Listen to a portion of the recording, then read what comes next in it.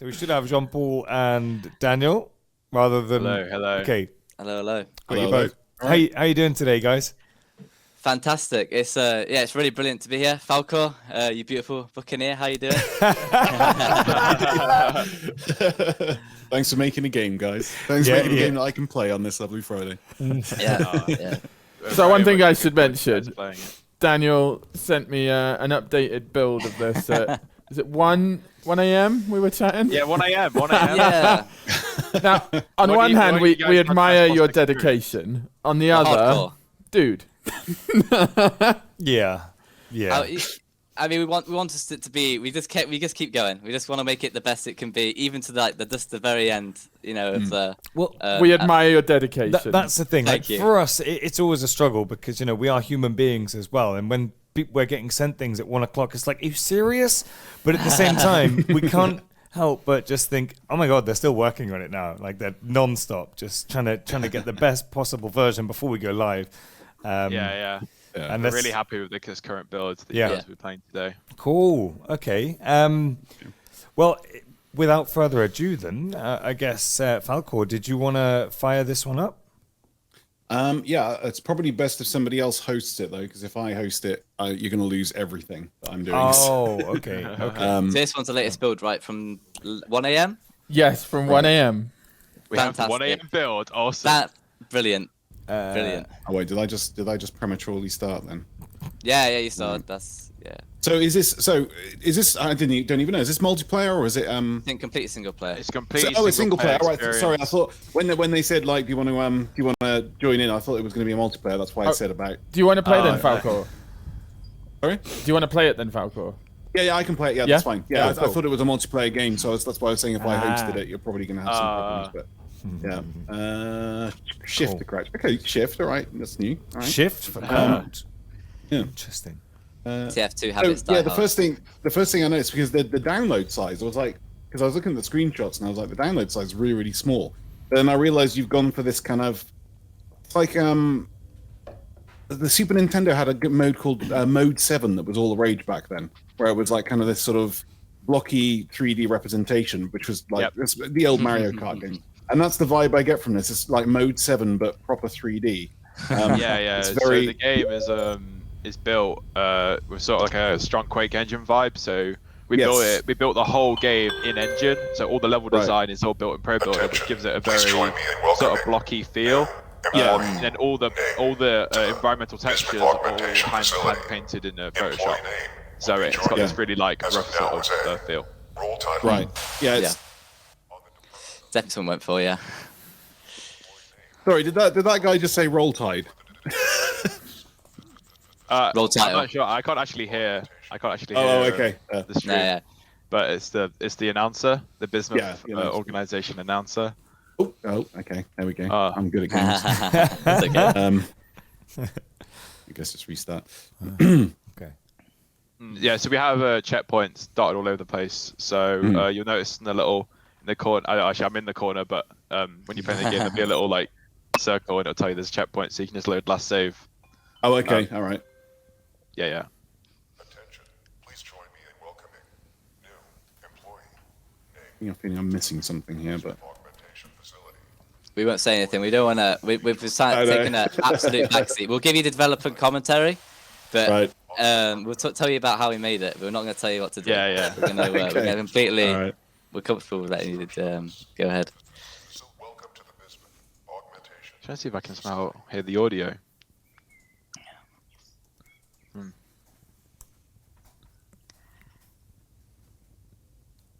Oh, the gun. All right.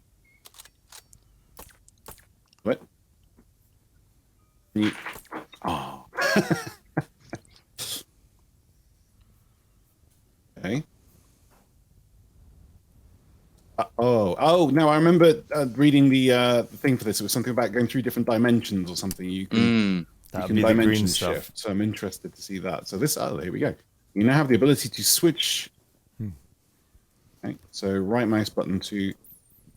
Okay, all right. So I guess that's how I go through. Okay. So some things you can do in the regular world that you can't in the other dimension, and some things the other way around. So there could be barriers that you can only get through when you're in the other dimension.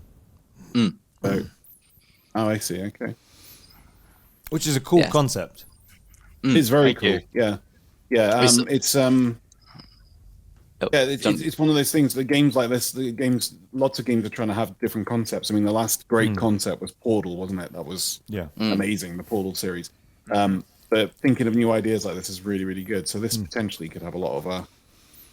I see. So that's going to make me fall through if I'm like this, but if I'm like that, right. But now I'm stuck on this bit. And I guess once you've kind of settled on this as your mechanic, then the rest of it is smart level design, right? You've got to design all of your puzzles around this mechanic, which I guess is interesting, but also pretty difficult. How did you guys kind of approach that? How did it work out for you? A lot of playing games, learning about games. I mean, by trade, like me and Dan are just artists at the end of the day. But we just have a genuine passion and love just for retro stuff and retro games. You know, like I can speak for Dan as well. Like we played Half-Lives, we played all the old stuff. Like we're totally in on it.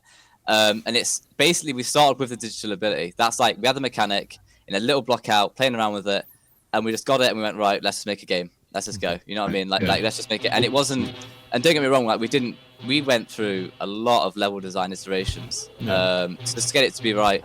And like we'd hand it off to like sort of control groups of testers, to make sure level design just feels right. Because at the end of the day, it's the bread and butter of what makes this game. Yeah. And also you can see in the game, I'm not going to say anything, but there's different applications of the abilities. We've tried to be clever with it a little bit. Yeah. Loving the music. Fantastic. Also, the track you're about to listen to is by someone called Foxy Kins, and they made their SoundCloud's on our Discord, but they made the sound. This in particular song was made specifically for Spyder, so we're very proud of it. Nice. So nice. Dan, you told me something really interesting about the implementation of the sound. You did something quite clever, right? Yeah, totally. So originally the game we just had it so that it would play the sound, and then we just sort of on this like level design gamble that you'd get to specific parts of the map at absolute times, but obviously no one can really guarantee like where the player will truly be in specific areas. So basically what I did is I meticulously cut up parts of the soundtrack to make it so that it would loop on certain areas, and so when you're going through specific areas, the sound will always loop or be consistent to that like combat area. That's cool. Basically what that means is that we always wanted that, like, if you go into combat, you know, some music's going to follow and it's going to be really hype.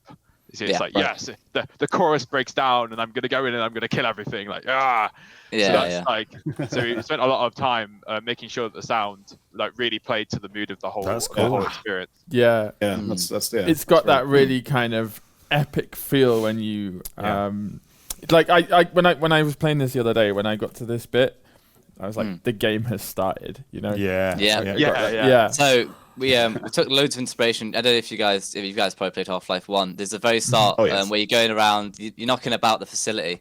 You're just chilling, like you're just walking around, and it's kind of peaceful.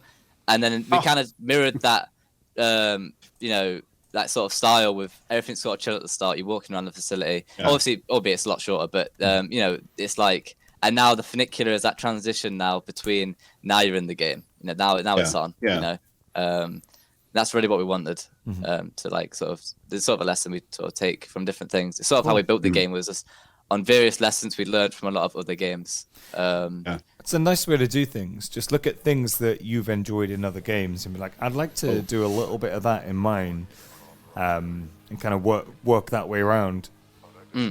And old school games as well, which is really nice to see. It's pretty refreshing, because I know a lot of people tend to forget about older games because there's been so many games in recent years that you just look back at the last couple of years for any kind of inspiration, whereas actually, you know, there was some crazy innovative stuff further back down the line. Yeah, totally. True. Yeah, I play some of them, I'm like, wow, this is way ahead of its time. Like, you know, you almost you appreciate it. We kind of like go for like kind of a no BS sort of like design way. You know, we don't want to like we want to make it feel raw, and you're actually there and you're playing it, and it's not a million and one cutscenes pushing you through it. We don't want to take the player out. You know, the funicular could have been a cutscene, right? But we didn't want that. We wanted the player just to come down, and it's sort of you're sort of, oh, okay, things are kicking in. I'm walking about, you know, and it's a lot of like design pillars that we just picked up from other things essentially. And sort of the biggest challenge I think was not falling into the clone sort of thing of like we essentially want the game. We want to be 40 years late to the party in a way. And like, you know, we wanted to act as if we were releasing this game back then, obviously with modern engines, you know, a bit cheating, but yeah, we had like that mindset. That is a strange mindset for our students to have. Have you ever heard that? No. I wanna feel like we're 40 years late to the party. I've never heard a student say that was their goal. I'm like, we'll go with it. I love that is your goal, but just letting you know you've got your own unique blend of bonkers, and it's brilliant. Yeah. So I think we had to have something to sort of push us through. I mean, like, you know, it was two artists two artists in the program who had passion just for retro stuff and retro games, and it's just like we just wanted to push in the game. We started with like kind of what we wanted. We wanted a good game that feels kind of nice. It's retro, and then to like, you know, a little like audience of people who like retro games and people, you know, I feel so great when like people play it and like, oh, it feels like when I played this game in the past. Like, yes, like that is exactly what I want. You know what I mean? Yeah. It's very, very reminiscent of Half-Life 1. Like, even the sound effects, like the walkie-talkie sounds you can hear on the enemies and stuff. Absolutely. But it's also got this kind of very, I don't know. It's like I said, very kind of old generation feel to it. Like beyond Half-Life, like before Half-Life. It's got a real kind of it's very retro. I like it. It's it's kind of what we tried to push with that the digital effect. It's very reminiscent of like older games which had that sort of like weird like outline green outline-y thing. It's Vortex, like, wasn't it? No, Vortex. I can't remember what it was called. Yeah, I think it was a game called Battle. If it was a Battle Wars, I think it was Battle Wars. It's some sort of like weird like tank game. Yeah, it was like. It's like it's like the icing on the top. It's like, here's retro graphics, and also here's even more retro graphics of green. Like everything screams like, you know, it's like nostalgia pouring out of it essentially. And it feels really nice as well. Like the combat, like the way, you know, the speed of everything is good. Like we tried to mimic Source. That's what we sort of see. Yes, yeah. You really feel like you're actually. When you're pressing the button, it's doing things, you know. A lot of games. That's a lot good of games to hear. Suffer from when you're on the ground. So the level design fundamentally is more. We use a lot of influence from Doom and Doom 2, which is where we wanted to really stretch out the maps and give you wider corridors to dodge sideways. So when you're on the ground, you're very sticky and you're sticking to the ground, and it gives you that sharp movement. But when you jump, similar to like Half-Life in like the Source engine. It's very infamous for being very, very punishing when you jump, which is like, which a lot of people don't like. So that basically means that when you press jump, it's hard to move left and right. Like you play Overwatch, for instance, you can just jump and like go in a little circle while you're jumping. But in our game, it's like if you jump, it's like you really are jumping, and you have to commit to that.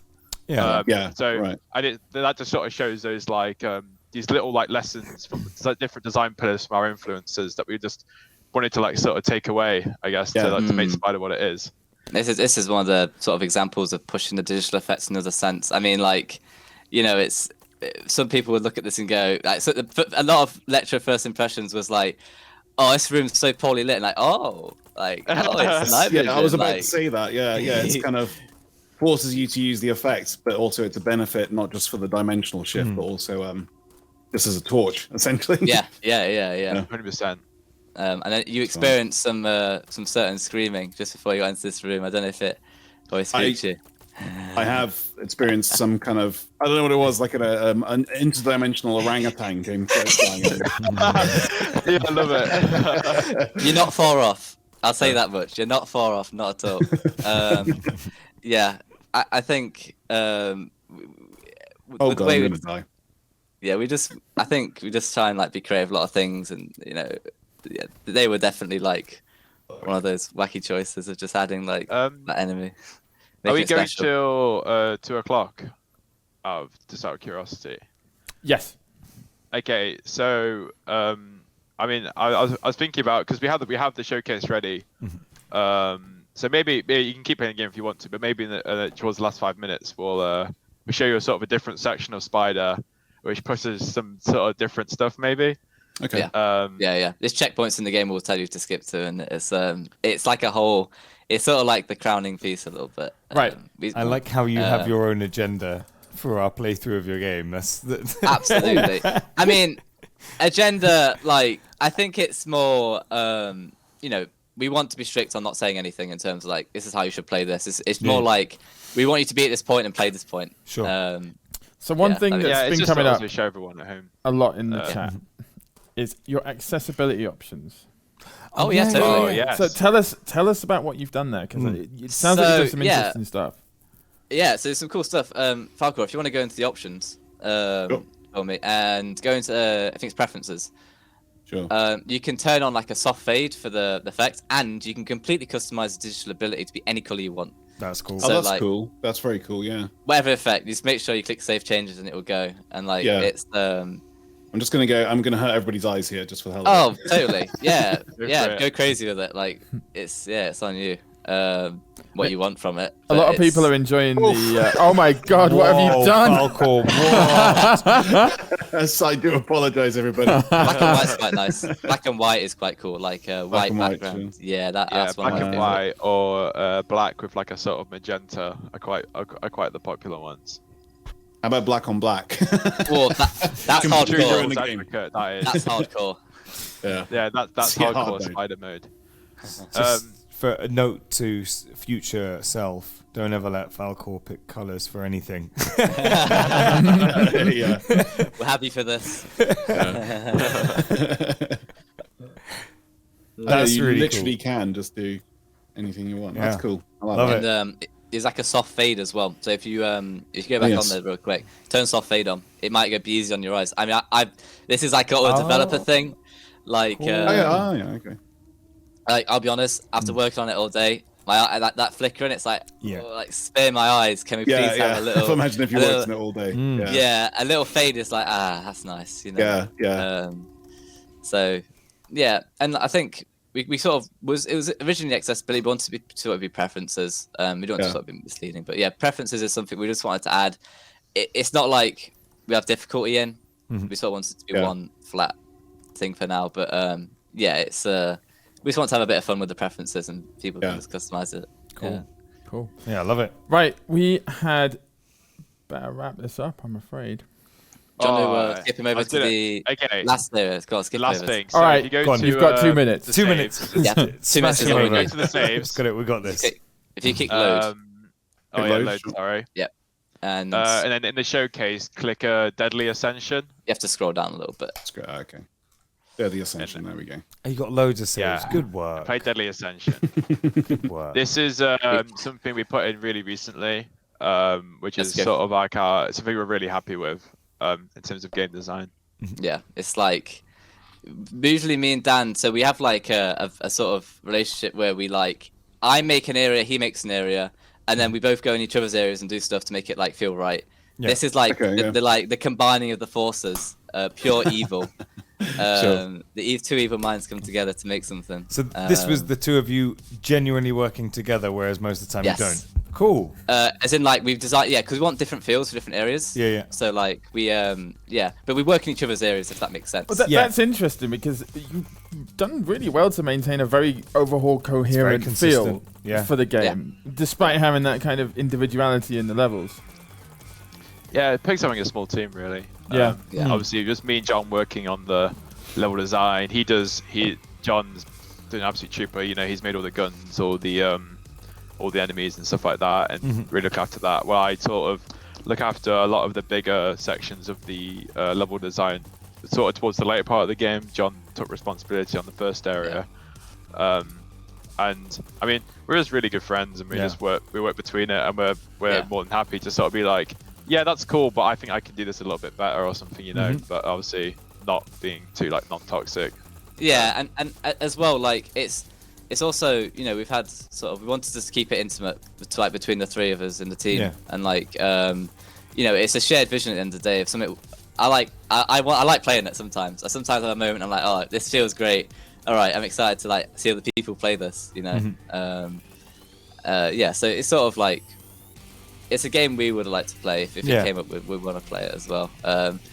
This is. And that's what's really most important about Spyder for us, was that it's we like the reason we've been working on it until the 1 AM build is because we generally really wanted to make a game that like we're really proud of, and a game that we think is like fun to play. You know, we didn't want to come here and give you guys like a buggy mess or be embarrassed. You know, we really wanted to really push ourselves and get this game to be really like, so we're really proud of it. Yeah. Strangely enough, this is a question I don't ask very often, and I don't know why, but are you proud of what you've made? Absolutely. 100%. I cried when I finished making the game. Before demo day, the last area of the game had like a unique audio sequence, and I finished it and I teared up. And I was like, oh my god, we've actually finished making the game. Like, it's cool. Beginning to end. It's really cool. I love that you've got those accessibility features in there as well. It looks sick in black and white. And I guess people watching that aren't developers might not know what it's like to work on something like this and put your heart and soul into it for such a long amount of time and have that finally come to a close. It's a very emotional thing, isn't it? And we like to also preface it as well, like, me and Dan are only just getting started, you know. We want to continue. We want to continue it. Yeah. We've got this mean streak for retro FPSs now. It's in our blood. We're gonna go for it. Like, so is that a different project, or are you going to continue with Spyder? We don't know. We don't really know for now. I think it's a bit uncertain. If we can get some sort of things through for Spyder, then absolutely. But was also thinking, if people want more Spyder, we will give them more Spyder. We'll give the people more Spyder. But it's there's like, we've had a couple of talks on some other ideas, but like, we want to keep it retro. We want to like keep it, you know, just as like artists as like passion projects on the side. But we really like making these games. They're just they're so raw, and like, you can just slam it together and you just like tweak it a bit, and it's just great. You know, it's instantly you get a result. So if not Spyder, something similar. So anyone who's going to be working with these guys, you know what you're getting. Absolutely. It looks great though. You've done a great job. It's great. Just some comments from the chat. I'm sorry. Falcor, you have redeemed yourself with your color choices. They're going down well. You have. Can I just unredeem myself? There we go. Oh god. Someone else said these boys are so passionate about it, and it really shows. That's for sure. Absolutely agree with that. Yeah.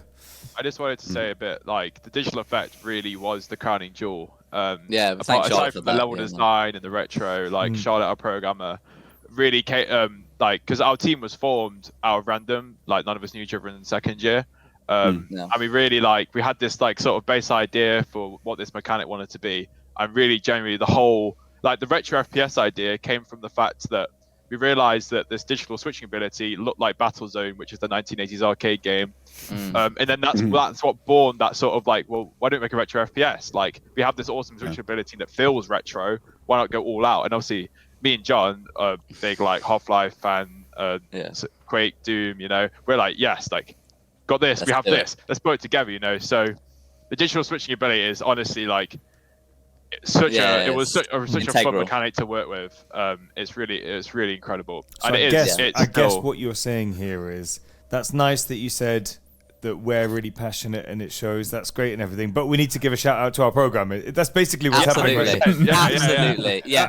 Respect that. They're amazing. They're amazing. I you know, we absolutely couldn't have done that. And to be honest, me and Dan are a bit mental, as you said, with the 1 AM builds. Obviously, we ever come to a 1 AM builds, like, you know, we throw them out of whack. Like, you know, me and Dan just work at do crazy things, and they've had to put up with us doing like crazy things at crazy times. Yeah. And like, I really appreciate their patience with us and stuff. And like, you know, it's well, you guys been like, you guys made something ace. Really cool, really interesting. It feels very different, even though it feels very much like some things that are familiar, and that's a strange thing to get right, for it to feel like the nostalgia you're going for, but totally and utterly smashed on its head. Really cool thing. Really look forward to what you guys come up with in the future. And thank you so much for being with us. And thanks for your enthusiasm. It's helped perk me up a little bit. Haven't had enough coffee today. It's a long day, so we need more like you to perk us up. Those orangutans are Horrible. If you saw what they look like without the digital effect, they are absolutely terrifying. Yeah. Really? I should have looked. I should have looked. No, you can't. There's a complete model underneath it. I I see, designed right, it okay. all, and I was like, no, digital effect on top of it. I'm like, Yeah, okay, that's my fine. fault. Like, Yeah. no, it's fine. Model. I might drop it somewhere, but yeah. Right. Thank you, guys. It's been absolutely brilliant. Yeah. being Thank here. you so much. This is really well. Cheers, guys.